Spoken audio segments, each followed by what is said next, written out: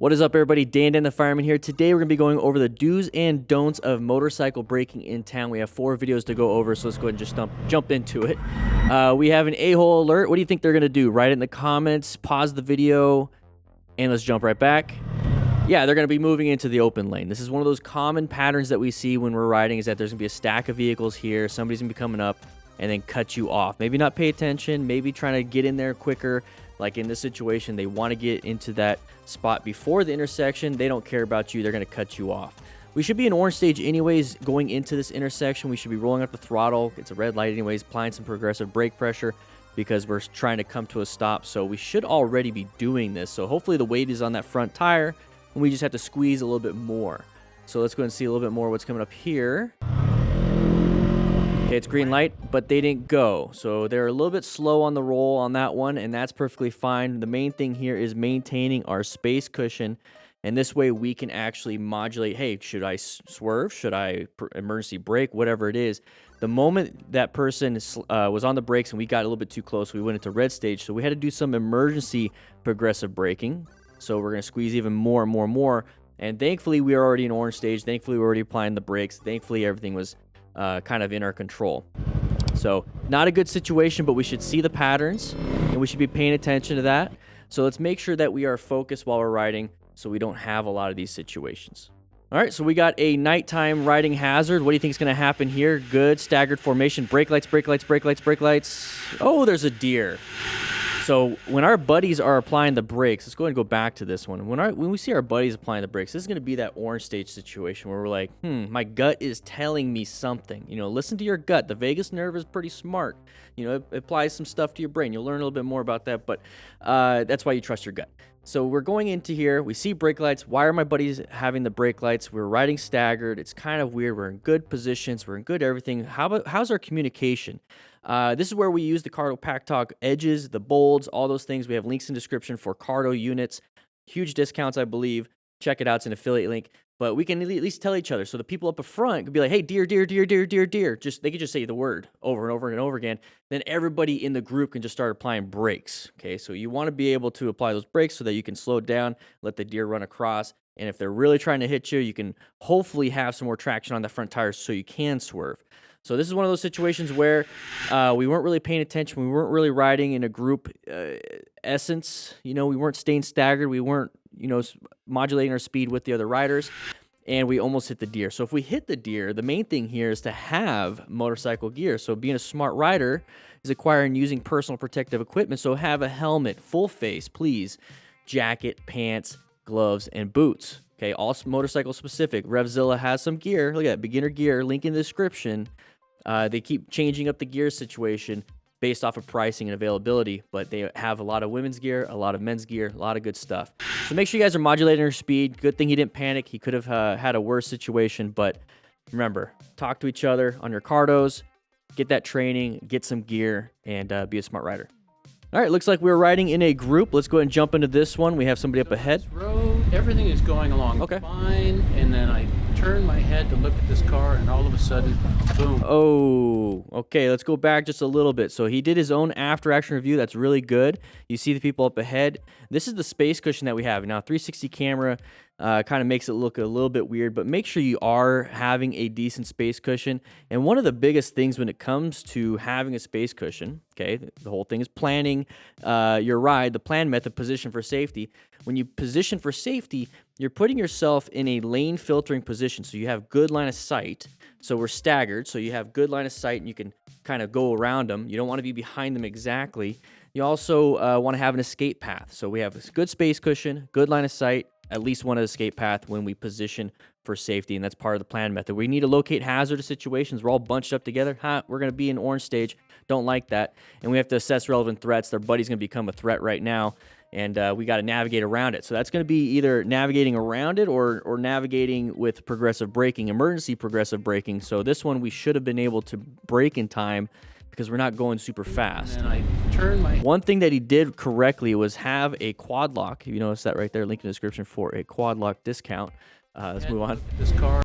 So looking over to the left, that's all it takes, is just that split second, is looking over to the left, looking over to the right, not paying attention. And that's what we talk about here in our color codes chart right here. So yellow stage is what we're typically in about 80% of the time.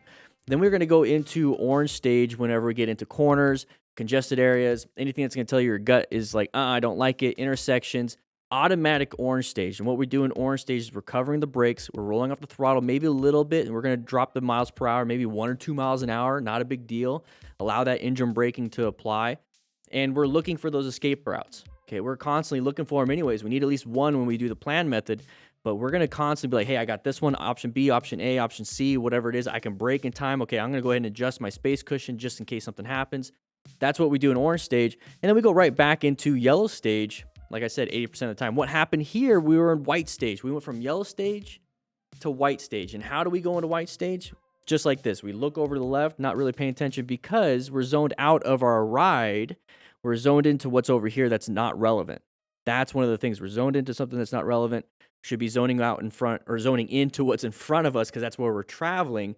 And a lot of factors can play into this. It looks like they're adventure riding. It looks like maybe it could have, let's just assume that it's at the end of the ride, very fatigued, kind of tired. Your brain is not working as well. So you're kind of like zoning in, zoning out, zoning in, zoning out, highway hypnosis, a lot of different things. So if you find yourself really, really tired, be very careful when you're riding. Choose easier routes home, routes to work, whatever it is, and make sure you have a good space cushion. That's going to help you out a lot. And all of a sudden, boom.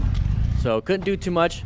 Thankfully, the car did stop, because imagine getting ran over. Not a good situation. So the main thing here is making sure that you are zoned in to the ride. All right, everybody, zone in. Get into yellow stage. I've been asked many times where you can get the rescue booklet, the rescue card, and even the Smart Rider drill booklet. Well, here's the digital version. You can actually view it and actually practice everything here on the MTC Rider Academy.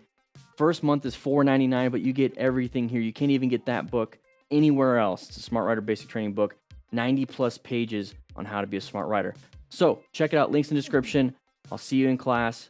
Let's go ahead and jump right into the next one. So right off the bat, what I see here is great positioning. Okay, so you see how the line of sight is just going straight. We're in a good position. We can see really far. We're not right behind the vehicle, and all we can see is the back end of this, so we're not having to adjust to them. We can adjust to what we see. Decent space cushion. We're going to see how fast they're going. So space cushions can adjust by speed. So if you're going super fast, you want to have a big one. If you're going really slow, it's okay to have a smaller one, but I still like to have a big one. And then we have an escape route to the left. So let's take a look. Looking down real quick. Oh, brake lights, brake lights, brake lights. Good job with the braking. You saw how he reached for those. Hand was out. And it's because we have pedestrians. So when we're coming up to intersections, you see how we have terrible, terrible, terrible, terrible line of sight to the left and the right. The buses are blocking everything. Lots of pedestrians. People are getting on, getting off. Intersection right here. We should be in orange stage. So good position. So this is a good plan so far. Let's go ahead and get that up on the board. Good plan, good position for safety. We weren't really locating hazardous situations, and that kind of messes up our assessment of relevant threats and then possibly navigating. So the goal here is to always be prepared. You don't want to have that wasted movement. Imagine your house is on fire and you never planned for it. You never prepared for it. You don't know where you can get in and out. Maybe not in your house, but maybe let's say it's at your friend's house. You have no idea. You're at a restaurant. You have no idea where the exits are.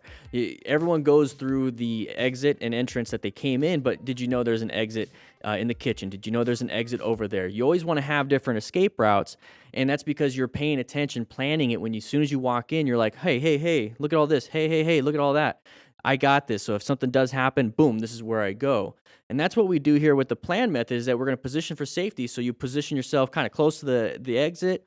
We locate hazardous situations. Maybe you see all of a sudden a big flare up in the kitchen, and all of a sudden it catches fire, and you're like, hey, I'm right here, instead of trying to run out the other way. Maybe a gunman comes in, America, sometimes it happens. You can run out this way.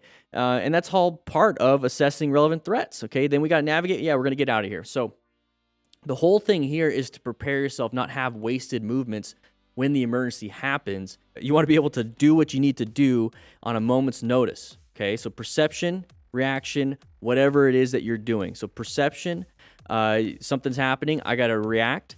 So that means I got to brake, I got to reach for the brakes, and then I got braking distance. And that right there is your total stopping distance. So when it comes to perception, let's go ahead and remove a lot of that perception time out of the way. Let's remove a lot of that reaction time out of the way. And then when we're getting into an intersection, what we do is go into orange stage. So we perceived it already. Nothing's happening yet. Our reaction, let's go ahead and cover the brakes and cover the clutch and get our foot over that rear brake too. So now we just reduced our total time from our total stopping distance from perception reaction. All we have to do is brake. And then once we get out of the intersection, let's say nothing happened, we get out of the intersection, go right back, put our hands back all over the grips, maybe keep your fingers over the front brake. That's not a big deal. But then you go ahead and increase your speed to maintenance speed, whatever it is. The goal is to prepare. The goal is to plan your ride. So right here, kind of look down real quick, and then watch this. Then we kind of went right into it. So as soon as we perceived it, we reacted really well, and we did really good progressive braking. But if we can remove just a little bit of that time, because imagine if we're going about 5 miles an hour faster. Look where we ended up. And imagine if we were right behind the vehicle instead of off to the side. We would have been into the back of the vehicle. So it's always important to position well. It's always good to go into the stage that you're supposed to go into, so orange stage here, and reduce that perception reaction time, so all you have to do is act quickly. And it all happened because pedestrians, and probably we're supposed to stop. Who knows? So right there, everybody, that's the do's and don'ts of motorcycle braking in town. If you like what we do here, subscribe, and I'll see you guys later.